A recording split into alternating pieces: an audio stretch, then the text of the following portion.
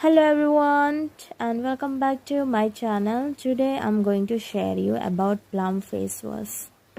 Rice water and niacinamide 2%. Simply bright face wash. Brightens and softens skin with hyaluronic acid. Wow, smell बहुत ही अच्छा आ रहा है and बहुत ही soft है face wash. बहुत ही अच्छा लग रहा है यूज़ करके. वाओ, वॉश करने के बाद और भी अच्छा लग रहा है, सॉफ्ट लग रहा है एंड स्मेल अभी भी आ रहा है. बहुत ही अच्छा लग रहा है. ये फेस वॉश बहुत ही अच्छा लग रहा है मुझे.